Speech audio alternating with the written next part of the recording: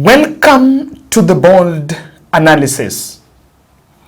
The Kenya Kwanza administration might have succeeded in pushing the masses out of the streets, but immediately they retreated in their houses with the Wi-Fi. They resorted to social media. The new wave of digital activism is already creating a headache for the Ruto administration.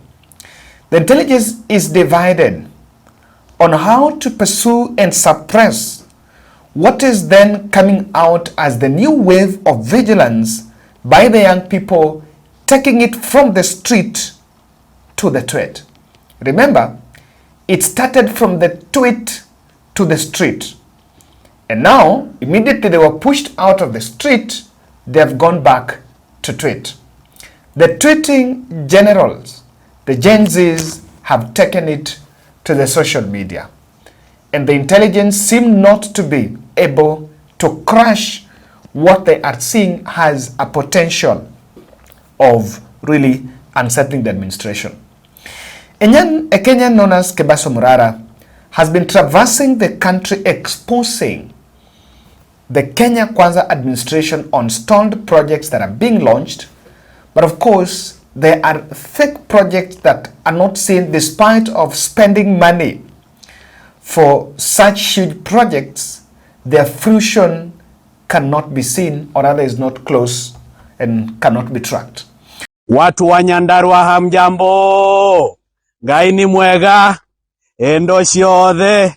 Bas, mimi nimekuja hapa, nilikuwa hapa mwaka wa 2018 na nilifungua hii barabara ya kutoka Captain mpaka Ndunyunjeru. Sasa nilirudi tena mwaka uliopita, nikafungua tena hii barabara ya kutoka Captain kwenda mpaka Ndunyunjeru. Sasa nimerudi hapa tena. Hii barabara nimetengeneza. Sasa tumeweka pesa 4.4 billion, na kwa hii finance bill inakuja nitaweka tena pesa ingine ya hii barabara, ili hawa mama mboga na hawa watu makanga na hawa vinyozi na wale wabeba waweze kusaidika na manufaa ya hii barabara. Sijui kama tunaelewana. Si barabara ikijengwa hapa wakulima watafurahia na si watu watasafiri salama. Nyinyi mnasemaje? Tufanye maendeleo ama maandamano? Mimi nawaambia hawa watu hivi: hatutaki fujo katika taifa letu na hatutaki siasa ya fujo. Sasa sisi wa Kenya wote tumeingia katika serikali ya broad based ya makabila yote. Sasa kila mtu ako na mtu wake ndani ya serikali. Ni kweli si kweli? Sijui kama tunaelewana. Watu wa Nyandarua mnasemaje? Tuendelee na hii kazi? Salale. Kweli nyinyi ni watu mmejielewa. Bas, welcome again to another episode of the Vampire Diaries. Today I am at Captain Demi Wanjohi kwa Matu Geta Kahuruko Ndunyunjeru Road. Now this road has been launched by the President William Ruto twice. He launched it when he was the Deputy President in 2018, and he came to launch it again when he was the President in 2023. So now I want to show you the condition of the road. This road was supposed to cost 4.4 billion. It's part of lot 4 of the Mau Mau roads, and I want you to see the condition of this road, then make a judgment for yourself. I'm standing at Captain. Captain is 0.0 and is the first stage of this road. And I'm standing next to this. It was awarded to Intex Construction Limited. As you can see there, that's Captain Demi up to Ndunyunjeru Road. Contract number is RWC 459. Right? So I'm going to show you this road, and then you're going to make a judgment for yourself whether this project, having been launched twice, should be looking like this, and money having been allocated 4.4 billion for hapa. Na huyu ndugu yangu, hebu jintroduce, wewe ni nani? Mimi naitwa Anthony Kamau. Mimi ni mkaaji na mfanyikazi wa bodaboda na naishi hapa. Na mimi am so disappointed. Ati we are doing worse. Hatuendi mbele, tunarudi nyuma. Hatuwezi ambiwa tulifunguliwa na Mheshimiwa Ruto, our president, tulifunguliwa barabara, and this is the tarmac land road tulipewa. This is so unfortunate. Mimi kama mkaaji wa Ndunyunjeru, I'm not happy at all because hadi biashara huku ndani zimeisha. Watu wamefunga, watu wameenda kwa shamba na kodi tunaambiwa tulipe bado. Mimi kwanza motorbike unaenda inarudi kama imeharibika. I'm so disappointed with this. Pia wewe sema vile unafeel. Kwa majina mimi naitwa Samara Idaka. Mimi chairman wa hapa Donyonjero motorbike. Yes. Lakini barabara ya kutoka hapa Donyonjero kwenda Gita, kwenda Ihithe iko na shida sana. Kwa sababu hii barabara ilikuja ikafunguliwa, matiga ikaingia, sasa ikaharibu hii barabara. Sasa tuko na shida ya barabara hii kutoka kama mwaka mmoja tumepitia kwa shida. Hata sasa watu wa motorbike hapa tulikuwa watumia, lakini watu wamebaki watu 50. Sasa tumeona tuko na shida sisi. Sile tuseme wale wameingia leo wa mambunge wetu wakuja watulilie kwa hii barabara. Tuliwachagua wakatorokea Nairobi. Sasa tunawaambia warudi mashinani, wasikuja tuwaambie hii barabara ni nini ilifanya. Kwa sababu tuko na shida. Unaelewa kwamba ilikuwa imewekewa 4.4 billion. Hiyo ni kitu nasemekanga kwa magazeti na marendio, lakini sisi hatuoni kitu. Sisi kama raia ni tuone barabara inafanywa kazi. Sasa kuambia pesa zimetolewa, zimetengwa, zimefanya nini, hiyo sio kwetu. Kwetu ni barabara, tuone barabara tunapita. All right, those are the feelings of the residents of here Nyandarua. Captain, I'm going to show you the condition of this road so that you make a judgment for yourself.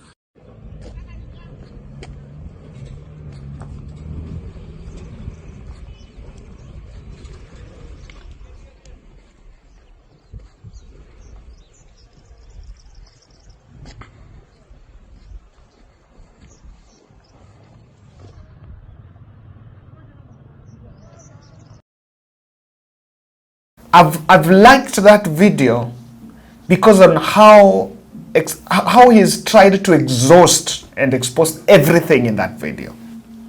Until he's talking to the locals and the locals are speaking.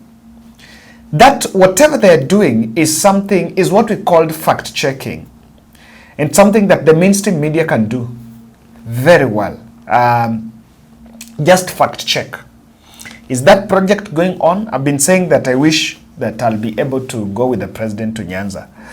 I don't know that that will be possible, but because I'm supposed to be heading to Kilifi for the project. But I wish we'll get time with the president Nyanza so that we fact check the projects that were launched last time. How far are they? The new team in cabinet, that's the best they can do. Young people have resorted to social media.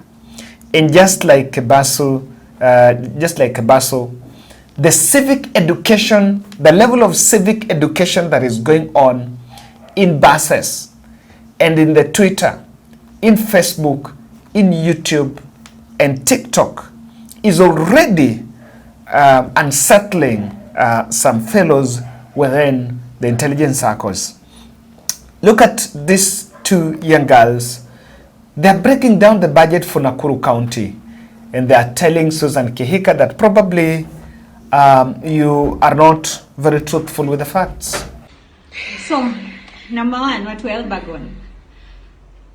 Watu wa Elbagon, watu wa Ndimo, yeshagigito. Nearly, I swear, nikakuonesha how Ndimo Primary School looks like. Anyway, construction and equipping of one classroom, ECD at Ndimo Elbagon. Unajua hiyo ndio pesa county ilipata pekee 1 million. Aki nearly I swear if never shusha yangu iweze kupiga picha yake atutumie. Aki 1 million, one ECD classroom. Sawa. Elewa. Bado ni mtu wetu. Ni mtu wetu. We should not ban the country. Exactly, don't ban the country, police. Why should we ban the country and 1 million? Yeah. Well, at least wameenda down paper. Exactly. Step 1. Yeah. Na hii ni budget ya 2022-2023. Sorry, prayer. 2027. Mndasema hapa msema tu mtu wetu. Haya, sisi tuanze na a good one. Menengai West. Yes. Equipping. Before nianze kurant. Equipping of London Social Hall. Inafaa kuwa kwa nini?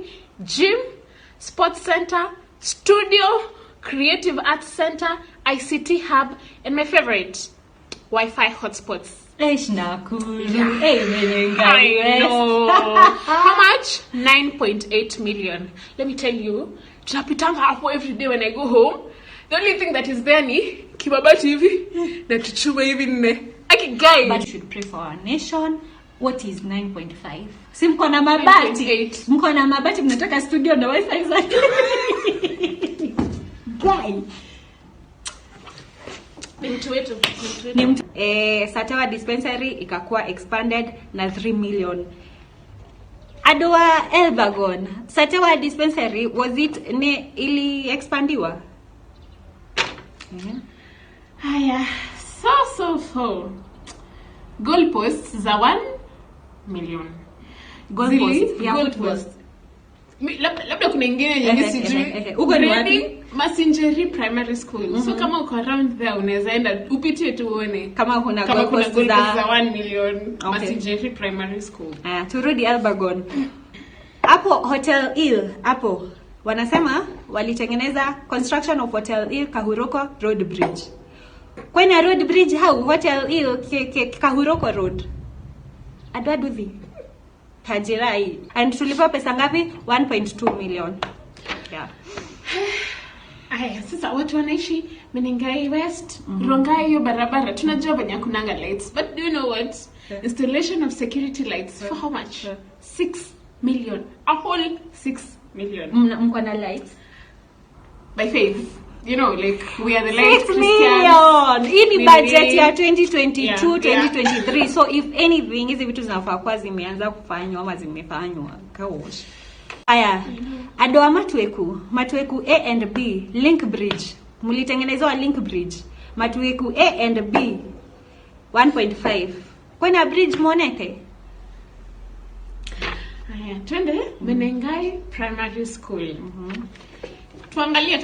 Tuangalie hizo loops zao because hapa kuna construction of ECD toilets. Hata si the whole school, just ECD.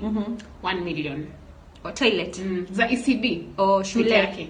Ni hiyo ni shule gani? Menengai Primary School. Yeah, wenye wako hapo watupigie picha hizo choo. Tuone choo za 1 million how they look like. Now, this is what the country is staring at. And what then is unsettling many, the other factor unsettling is the TV stations after the Gen Z protests. One of the takeaways, one of the dividends of that protest have been the voices of young people being heard. And even media content patterns are changing. You'll see that a TV station will always try to balance the panel by at least getting one person. Initially, it was as simple as getting one person from Azimio, then you get one person from government, then probably one person from, you get someone from the executive or so, or even a cabinet member. Then you have a fully constituted panel. But the trend is changing, and even editors are struggling that in your panel, at least you should have a young person, so that at least a Gen Z, so that issues are articulated. You will understand even government is struggling much to align with the Gen Z. Kasmel recently was querying it out with Marianne Keitany live in K24. You cannot compare me to your children because you have been involved with men who have corrupted this country. If you want us to go personal, I will go personal. Yes, don't do it. Mheshimiwa Kitani, yes, kindly proceed. It's you interjected. No. Let's have some order here. They needed to have known when to exit the stage. You said you have a Gen Z. I have a Gen Z, but does not behave like this. He's much better. Support your government. He's much better. They may not support. Also, you cannot say I said. Now becoming. No. I will allow. Caswell. One thing that I have been asked a question. One thing I have been asked a question. No. It will. Let's have some order. Please. Caswell. There's a statement you said that I will correct. No. Don't correct. There is a statement. You will correct at your time. You will correct at your time. I'll be getting getting back to you with I that. will, if they switch off my mic, I will speak into Mheshimiwa's time. There's something you've said. You've said that you have a Gen Z that is better than me. Yes, far better. You cannot compare me to your children because you have been involved with men who have corrupted this country. If you want us to go personal, I will go personal. Yes, don't do it. Mheshimiwa Kitani, Yes. kindly proceed. If you interjected. No. Let's have some order here. And what I would want to say, and I requested, yes. Mheshimiwa Kitani, Chacha, I'm requesting. I'll be getting There is a level. No, this is a point of order. When we raise a point of order in any discussion, you listen. This is not correct. Kennedy, let's allow. Engage with me, please. Kennedy, Engage with me, let's have some order. But please. No. Kennedy, but please. Joel, have their mics off. I don't even know. Mheshimiwa Kitani, proceed. You don't think we are a different generation. We are a different generation. And I have requested, Chacha, please, let's have order in this discussion. We were talking to Kenyans, and we need Kenyans to listen to all of us. Let Kenyans judge who is the right person, who is the wrong person. Yeah. But let's not disrupt. When everybody else is speaking, I am not disrupting them. So please allow me also to pass my points. Let my points be heard out there and let them be said. I say, you said you have a Gen Z that's better than me. Kindly proceed. Their mics are off. I will not wait. Mheshimiwa Kitani, proceed. Their mics are off. My issue is this. We need to know when to exit the stage. And the Gen Zs needed to have known when to exit the stage. The issues the Gen Zs raised were very relevant issues. The issues they raised were 1, about corruption, 2, about governance, 3, about wastage in this government. And it is not only this government. Every successive government has had all these issues. But they raised those points. And when those points were raised, they needed now to give time to government, which actually the Gen Zs did. I may not have really liked that altercation between the two, but the truth, the matter here is, he really got his opportunity to squat out with Kitani. Yes, I did not marvel at how the kind of response by Casmuel. I have to be honest, that is my opinion. You're also entitled to your opinion. Yes, I support Casmuel, but on that, probably, I don't know.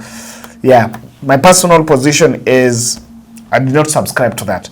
Now, Morara Kebaso has revealed that unnamed people have been reaching out to join him in doing that work, and he's suspecting that those are people that could be trailing him. I have seen him with a couple of giving credit to Okiya Mtata, Jimmy Wanjigi, and a number of young people.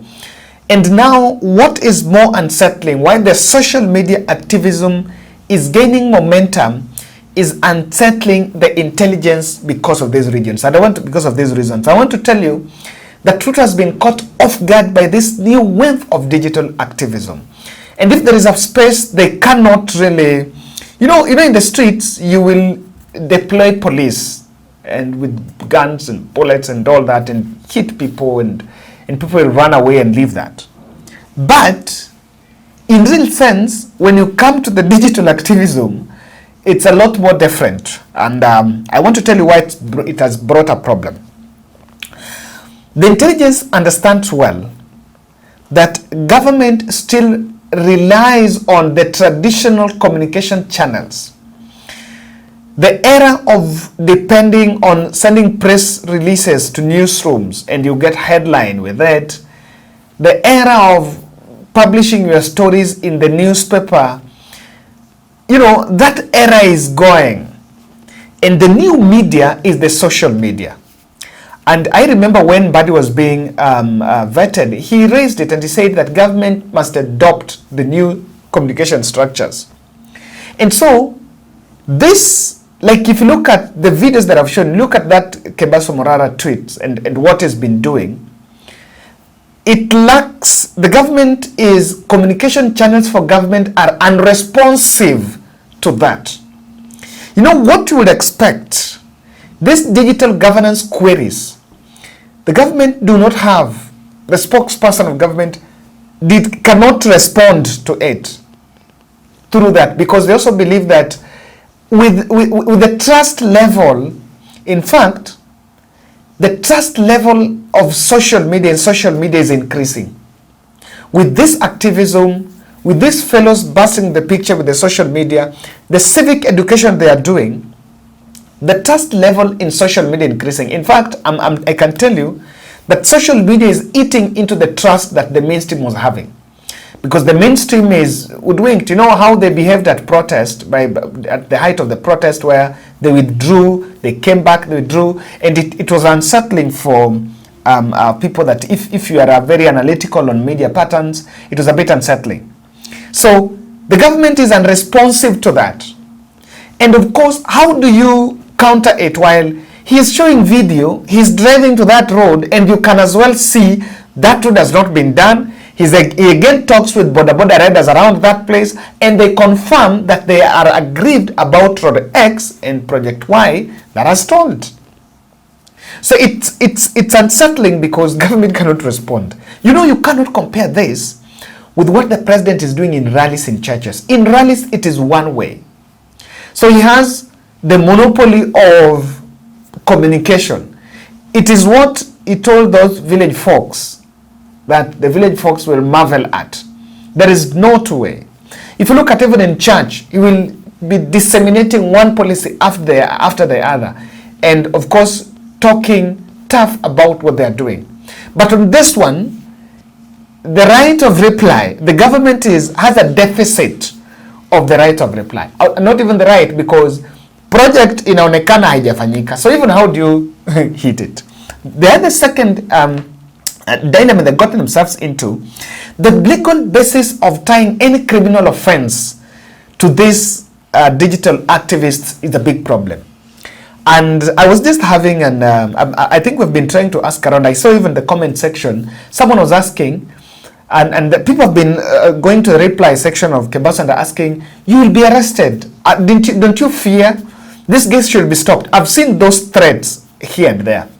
So he's been receiving threats, and of course, and one thing I ask myself, what is his problem? For example, those two young girls, those two ladies that are exposing the budget, the budget issues in Nakuru. What exactly is why would you charge them?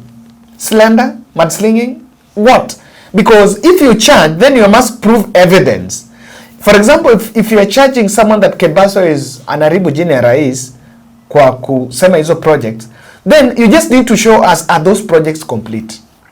So the legal basis of tying any criminal offense, you cannot write to DCI. You know, police are supposed to write to DCI to investigate.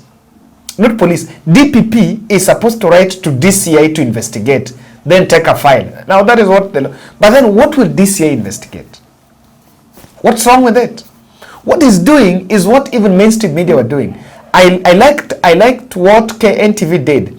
There was a story, and I saw it, but I also didn't believe it. They were saying that there was a last mile electricity projects that were launched in Kiharu, and so the transformers had been moved from somewhere else and brought there, then launching, then they were returned.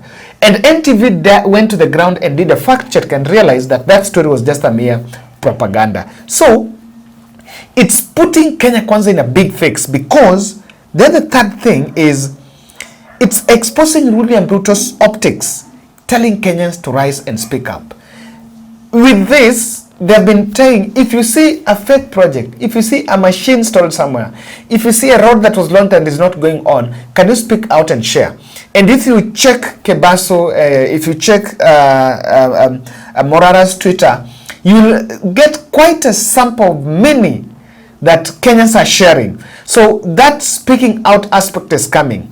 And it's a big problem, because I can tell you there is a syndrome, I don't know, let me call it a virus in Kenya Kwanza of over-relying on propaganda. Oh my goodness. They over-rely on propaganda. And now that these digital activists are now bringing that space by saying, leave alone talking, let's go and see. Let's go and see. And you can really trace yourself and realize what they're saying. There could be government insiders that are also leaking information for these digital activists, because the digital activists they are so endowed. If you look at the kind of research that Morara anafanya, they have the information. They know the contractor who was given that road. They know how much has been paid. They know how much remained. And sometimes even if you read the Auditor General's report, it's not that much detailed. So even the intelligence understands that there could be government, insiders within government that are leaking, and they're trying to zero in on that are leaking this information to the Gen Zs, to the digital activists that are now unleashing this. Now, this is the new trend, and I can tell you, you know one thing why, compounding reasons why the Gen Z protest was suppressed is it started with the finance bill. And so, when Ruto decided to sit ground for finance bill, now they moved now to other aspects, and now the one they started holding other aspects, that was watered down by the divisive politics of bring Raila there, let's have a handshake, so Luos should not go to protest, this is not a protest, this is not our war. That is what was done. It was really done by a charade of propaganda. But now this move is culminating into a movement of, let's get what the president is saying, which is right or wrong. Ladies and gentlemen, that is my take. It will be interesting. But I would also want to read your feedback. Now, what do you see on the potential of the digital activism? Thank you.